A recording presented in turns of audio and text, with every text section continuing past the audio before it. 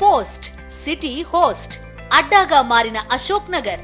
పూర్తి వివరాలకు చదవండి రేపటి సాక్షి హైదరాబాద్ ఎడిషన్. ఇది కేవలం సమాచారంగా మాత్రమే భావించండి. వైద్య నిపుణులను సంప్రదించండి. అతి చిన్న వయసులోనే టీనేజ్ అంటే ఈ మధ్య ఎర్లీ ప్యూబర్టీ కూడా చూస్తున్నాం. మరి హార్మోనల్ ఇష్యూస్ వల్ల వాళ్ళు ఆ విధంగా చిన్న వయసులోనే అవతల వాళ్ళకి ఆకర్షితులు అవ్వడం లాంటివి జరుగుతున్నాయా? 6th ఇయర్కి వచ్చేటప్పటికే వాళ్ళకి ప్రపంచం అంటే ఏంటో తెలిసిపోతుంది. అలాగే ఏంటంటే సెక్స్ అనేది కూడా ఇప్పుడు ఎడ్యుకేట్ చేయాల్సింది, పిల్లలకి చెప్పాల్సింది. ఎందుకంటే ఏ వయసులో చెప్పాలంటారు? 6th ఇయర్ వచ్చేటప్పటికి వాళ్ళు నిజంగా క్వశ్చన్స్ అడుగుతారు. అవును మేడం. పేరెంట్స్ నిజంగా లవ్ చూపించి పిల్లల ట్రస్ట్ గెయిన్ చేయాలి, రీగెయిన్ చేయాలంటే ఏమేమి చేయాలండి? మనం కసురుకోవడం ఎలా ఉంటుందంటే ఒక విషయం చెప్పేటప్పుడు వాళ్ళకి అర్థమయ్యే విధంగా చెప్తే కొన్ని వింటారు మేడం.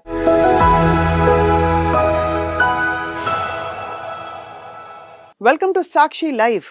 ఒక టైంలో 10th క్లాస్ అనే ఒక సినిమా వచ్చి అందరినీ కుదిపేసింది. అంటే 10వ తరగతిలో ప్రేమలు అంటే టీనేజ్ లవ్ స్టోరీస్ మీద చాలా సినిమాలు మనం గతంలో చూసాం. కానీ ఈ 10th క్లాస్ వచ్చినప్పుడు అందరూ దాన్ని చర్చించుకుంటూ పోయారు.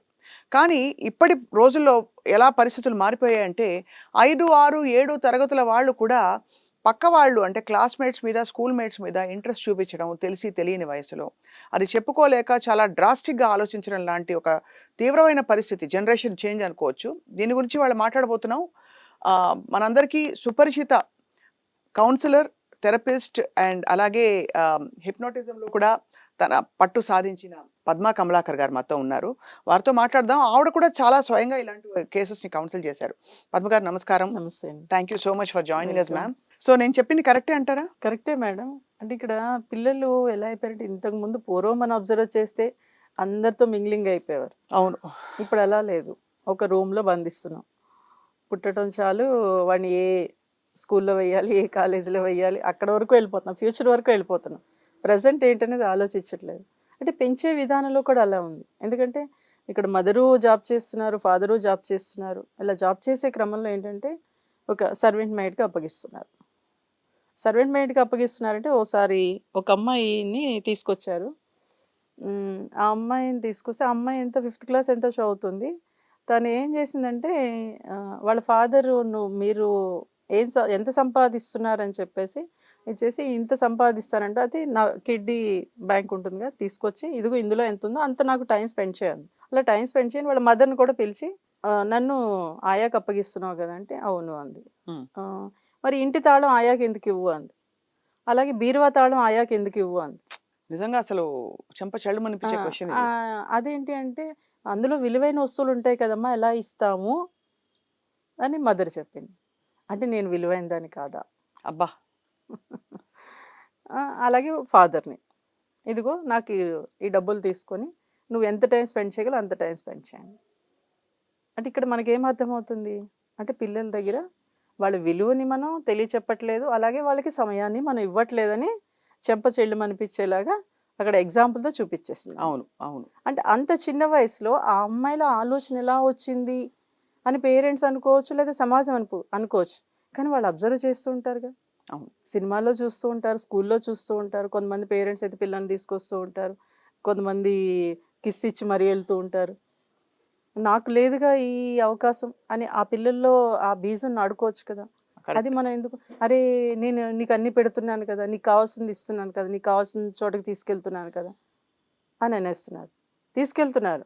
దానికి ఒక ఎగ్జాంపుల్ ఇంజనీరింగ్ చదువుతున్న అమ్మాయి పాపం వాళ్ళ లెక్చరర్ అబ్జర్వ్ చేసి వాళ్ళ ఫాదర్కి చెప్పిందండి, ఈ అమ్మాయి బాగా డల్గా ఉంటుంది, బయటికి తీసుకెళ్ళండి, తను ఎక్కడ కావాల్సి అక్కడ తీసుకెళ్ళండి అని చెప్పింది. సరేని వాళ్ళ ఫాదరు అన్ని చోట్ల ఇంకా డల్ అయిపోతుంది. అప్పుడు నా దగ్గర తీసుకొచ్చారు. నేను అంతా అబ్జర్వ్ చేశాక సినిమాకి వెళ్తారు. సినిమాకి వెళ్తే అసలు నవ్వకూడదు, పక్క వాళ్ళతో మాట్లాడకూడదు, వాళ్ళ డాడీ కండిషన్. హోటల్కి వెళ్తారు, ఎవరికి వాళ్ళకి కావాల్సింది ఆర్డర్ ఇచ్చేయాలి. ఇక్కడ ఏంటి వాళ్ళ ఫాదర్ నేను అన్నీ చేస్తున్నాను, తిప్పుతున్నాను, చేస్తున్నా అంటే అదా చేసేది. వాళ్ళకి ఏం కావాలి ఏంటి, వాళ్ళు ఆర్డర్ ఇచ్చుకోమంటున్నాను కదండి, ఆర్డర్ ఇచ్చుకొని కాస్త సరదాగా మాట్లాడుకుంటూ తింటారు. ప్లస్ అందులో ఒక్క ఐటెం చెప్పి నలుగురు తింటే అది ఎంత హ్యాపీ. అవును. అలా మాట్లాడుతూ వాళ్ళు చేసి అక్కడ ఖర్చు తగ్గుతుంది, వాళ్ళ హ్యాపీనెస్ వస్తుంది. అది అబ్జర్వ్ చేయరు. నేను ఎంత కావాలంటే అంత ఆర్డర్ చేసుకోమంటానంటే ఏంటది అంటే అక్కడ మనీ పరంగా ఆలోచిస్తున్నట్టేగా. కరెక్ట్, అంతే కదా. ఒక సినిమాకి తీసుకెళ్తున్నారు, నవ్వకూడదు, మాట్లాడకూడదు అంటే ఇంకెందుకు సినిమాకి వెళ్తాం. సో అటువంటి కారణాల వల్ల దానివల్లే అసలు పిల్లలకి ఏం తెలుస్తుంది, వాళ్ళకి ఉంటుంది కదా. అరే నాకు అమ్మ ఎఫెక్షన్ కావాలి, నాన్న ఎఫెక్షన్ కావాలి అని. ఒకసారి ఒక టీచర్ కూడా అలాగే పేపర్స్ కరెక్షన్ చేస్తూ ఉంటే అమ్మ మీద రాయమంటే ఆ పిల్ల చాలా చక్కగా రాసింది. ఏంటి అంటే అమ్మతో మాట్లాడాలంటే కాల్ చేయాలి, అమ్మతో ఏమన్నా చెప్పాలి అన్నా సరే మెసేజ్ పెట్టాలి. అంటే నాకు సెల్ ఫోన్ ముఖ్యం, అమ్మ ముఖ్యమా? అమ్మ ఎప్పుడు అడిగినా సరే నీకేం కావాల్సింది నాకు మెసేజ్ పెట్టి, నాకు కాల్ చేయక, నేను డిస్టర్బ్ అయిపోతాను అంటుంది. అంటే ఏంటది? నాకు సెల్ఫేనే అమ్మ అనుకుంటున్నాను నేను, మా అమ్మ అనుకోవట్లేదు అని. అంటే ఆ అమ్మాయి చెప్పింది కరెక్టే అంతే. అది మదర్కి పిలిచి మరీ చూపించింది ఆ టీచర్. అంటే ఆ వేలో థింక్ చేస్తున్నట్టు కరెక్టే ఈ పిల్లలు ఆలోచిస్తుంది. మనం ఏం చేస్తున్నాం? నేను బిజీ, ఓకే సంపాదించు కాదని అంటలా. ఇప్పుడు దాని ఏజ్ 5 years, ఒక 50 years వచ్చాక దాంతో స్పెండ్ చేయగలుగుతావా? కరెక్ట్, అంతే కదా. ఎంజాయ్ చేయగలుగుతావా? ఆ చిన్న వయసులో వాళ్ళకి కావాల్సినవన్నీ అందించగలుగుతావా? లేదు కదా. కాబట్టి ఎప్పుడు ఏది ఎలా చేస్తే బాగుంటుంది అని ఆలోచన పేరెంట్స్లో రావాలి. వచ్చినప్పుడే వాళ్ళ ఆలోచన డెవలప్ అవుతాయి. వాళ్ళ ఆలోచన డెవలప్ అయ్యే క్రమంలో అతి చిన్న వయసులోనే టీనేజ్, అంటే ఈ మధ్య ఎర్లీ ప్యూబర్టీ కూడా చూస్తున్నాం అందరిలో కూడా, పిల్లలందరిలో. మరి హార్మోనల్ ఇష్యూస్ వల్ల వాళ్ళు ఆ విధంగా చిన్న వయసులోనే అవతల వాళ్ళకి ఆకర్షితులు అవ్వడం లాంటివి జరుగుతున్నాయా?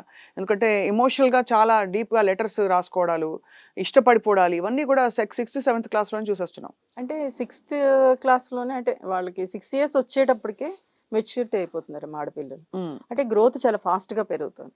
అవును. అంటే ఇంతకు ముందు మీద ఇప్పుడు వాళ్ళు 6th yearకి వచ్చేటప్పటికే వాళ్ళకి ప్రపంచం అంటే ఏంటో తెలిసిపోతుంది. ఎలా ఉండాలి, ఎలా చేస్తే బాగుంటుంది అనేది వాళ్ళు చాలా బాగా చెప్పగలుగుతున్నారు. కానీ పేరెంట్స్ నీకేం తెలియదు అనే వేళ మాట్లాడుతున్నారు. అంటే అంత చిన్న వయసులో వస్తుంది అంటే వస్తుంది, ఎందుకంటే మనం పెరుగుతుంది, చాలా ఫాస్ట్గా వెళ్ళిపోతుంది సమాజం. దానికి తగిన విధంగానే బాడీలో హార్మోన్స్ కూడా చాలా ఫాస్ట్గా పెరుగుతున్నాయి. 6th yearలోనే పిల్లల్లో అలా చేంజెస్ వస్తున్నాయంటే ఇక్కడ పేరెంట్సే కదా కన్నారు. వాళ్ళు ఎలాంటి చేంజెస్ వస్తున్నాయని పేరెంట్స్కి తెలుసు కదా. అంటే నా దగ్గరకు వచ్చిన ఒక కేసు చూస్తే, మీరు ఆ పిల్ల చదువుతుంది 5th class, అంటే అప్పుడు 10 years ఉంటాయి, అప్పటికి మెచ్యూర్ అయిపోయింది అమ్మాయి. ఒక బాబుకి లెటర్ రాసింది, నేను కిస్ చేయాలనుంది, వాష్రూమ్కి రాని. ఓహో బాబోయ్ అని ప్రిన్సిపల్ పిలిపించి చేస్తే ఆ పిల్లని బాగా కొట్టేశారు. ఇద్దరు మళ్ళీ మంచి ఎడ్యుకేటెడ్. నేను ఒకటే చెప్పా, ఎందుకు కొట్టారు అమ్మాయిని, కొట్టాల్సిన అవసరం ఏంటి అంటే, అలా చేసింది కదండి. అలా చేసింది కదా అంటే ఆ అమ్మాయి తప్ప? ఆ అమ్మాయిలో చేంజెస్ వస్తున్నాయి, దానికి మీరేం చేశారు? ఆ చేంజెస్ ఎలా వస్తున్నాయి ఏంటని మీరు చెప్పగలిగారా? కానీ ఇన్ఫ్లుయెన్సెస్ ఎక్కడి నుంచి వస్తున్నాయి అసలు? అంటే ఇలాంటి ఒక ఆలోచన, నాకు ఫలానా పని కావాలంటే అక్కడ వాష్రూమ్కి నేను సీక్రెట్గా పిలిస్తే వస్తాడనే ఆ డీవియంట్ మైండ్ అనేది ఎక్కడ డెవలప్ అవుతుంది? సెల్ ఫోన్ల ప్రభావం అంటారా, సినిమాల ప్రభావమా? అన్ని ప్రభావాలు మైండ్ మీద పడతాయి. చుట్టూ అట్మాస్ఫియర్ ఉంటుంది కదా. అవును. చుట్టూ మాట్లాడుకుంటూ ఉంటారు కదా. ఇప్పుడు టీవీలో కానివ్వండి, సెల్ ఫోన్లో కానివ్వండి, సినిమాల్లో కానివ్వండి, ఏదైనా చుట్టూ ఉండేవాళ్ళు మాట్లాడుకుంటూ ఉంటారా? ఈ మధ్యన మీరు ఇలా అంటున్నారు, వాళ్ళకి ఎలా తెలుస్తాయని. ఒకసారి ఒక పాప జనరల్గా ఒక అబ్బాయికి లవ్ లెటర్ రాసేసింది, 10th class అమ్మాయి. నీకు ఎలా తెలిసింది ఇది ఏంటి అని అంటే, మా టీచర్స్ ఇద్దరు మాట్లాడుకుంటూ ఉండేవారు, ఇప్పుడు ఆవిడ ఫోన్ మాట్లాడుతూ ఉండేది వాళ్ళ ఎవరితోటి. ఆ మాటలన్నీ యాజ్ డీస్గా ఉన్నాయి ఆ లెటర్లో. మరి ఎక్కడి నుంచి వచ్చింది ఇది అంటే, చుట్టూ అట్మాస్ఫియరే కదా. ఆ అట్మాస్ఫియర్ని బట్టి నేర్చుకుంటారు. అంటే ఇక్కడ ప్రతిదీ సెల్ ఫోన్ అంటే, ఇప్పుడు కొంతమంది పేరెంట్స్ ఇవ్వరు, కొంతమంది పేరెంట్స్ ఇస్తారు, ఇచ్చినా ఒక 1 hour 1/2 hour అంటారు. ప్లస్ వచ్చే క్రమంలో కొన్ని వాళ్ళు చూస్తున్నారు సినిమాలు, ఇప్పుడు యాజ్ డీస్ కనిపించిపోతున్నాయి కదా. అవును. మన సినిమాలో ఏంటంటే ప్రతిదీ చిన్నప్పటి నుంచే లవ్ చేస్తేనే గొప్ప, అది మైండ్లో పడుతుంది కదా. సో కాబట్టి ఏంటి అంటే, బట్ ఇక్కడ ఏంటంటే సినిమాలు చూసే నేర్చుకుంటున్నారంటే ఓకే, కొంతవరకు నేర్చుకోవచ్చు. ఎప్పుడు పేరెంట్స్ వీళ్ళతో సరిగ్గా లేనప్పుడు అవి చాలా అట్రాక్టివ్గా అనిపిస్తాయి, చాలా అద్భుతంగా అనిపిస్తాయి. అబ్బా ఇలా నేను చేస్తే బాగుండు, ఇలా చేస్తే నాకు హ్యాపీ వస్తుంది అనే ఫీలింగ్తో వాళ్ళు అలా మాట్లాడచ్చు, వాళ్ళు అంత లవ్లీగా అంటే ఆ ఏజ్లోనే. అవును. అంటే అంత ఏజ్లో వస్తుందంటే మనం ఆ ఎఫెక్షన్ని, ఆ ప్రేమని పిల్లలకు అందిస్తున్నామా లేదా పేరెంట్స్ చూసుకోవాలి. బట్ పేరెంట్స్ ఏమంటారు, లేదు నేను అందించేస్తామంటారు. సో కాబట్టి ఏంటి, సినిమా చూడాలి అంటే మేడం ఎంత కష్టం. సినిమా టికెట్లు తీయాలి, మళ్ళీ రెడీ అవ్వాలి, వెళ్ళాలి, హాల్లోకి వెళ్ళి కూర్చోవాలి, ఇవన్నీ చేయాల్సింది మన మైండే కదా. అంతే కదా. బట్ రిమోట్ అనేది మన చేతిలోనే ఉంది, టీవీ ఆన్ చేయాలన్నా కూడా.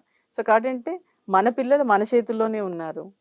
మన చేతి దాటి బయటకు వెళ్తున్నారంటే మన వాళ్ళని పట్టించుకోవట్లేదు అనేది మనం అబ్జర్వ్ చేసుకోగలిగాం. ఎందుకంటే పిల్లలు ఎలా ప్రవర్తిస్తున్నారనేది పేరెంట్స్కి బాగా తెలుస్తుంది. మరి ఇలాంటి కేసెస్లో ఏంటి బాబా, అక్కడ తల్లిదండ్రులు కొట్టేశారని చెప్పారు పిల్లని, ఏం చేస్తే బెస్ట్ అంటారు? ఒకటి ఏంటంటే ఇప్పుడు పీరియడ్స్ ఎలా వస్తున్నాయి పిల్లలకు తెలియట్లేదు.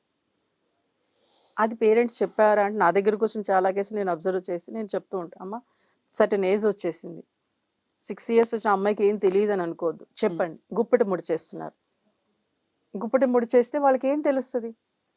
అవును. గుప్పెటి ముడిచినంతసేపు అదేంటి ఏంటి అనుకుంటూనే ఉంటారు.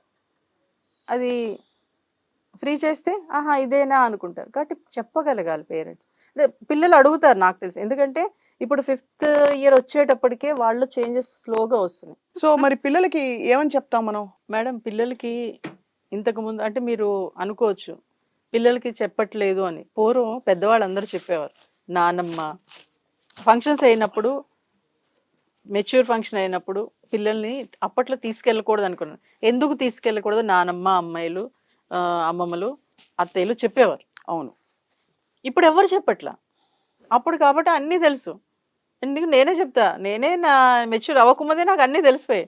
ఎందుకంటే మా అమ్మమ్మ చెప్పేది, మా అమ్మగారు చెప్పేవారు, మా పక్కన ఒక లెక్చరర్ ఉండేది, ఆవిడ కూడా చెప్పేది, ఇలా అవుతారు ఎప్పుడైనా అలా ఉంటే నువ్వు చెప్పమ్మా అని చెప్పేవారు ఆ సర్టన్ ఏజ్ వచ్చేటప్పుడు. కానీ ఇప్పుడు ఎవరు చెప్తున్నారు?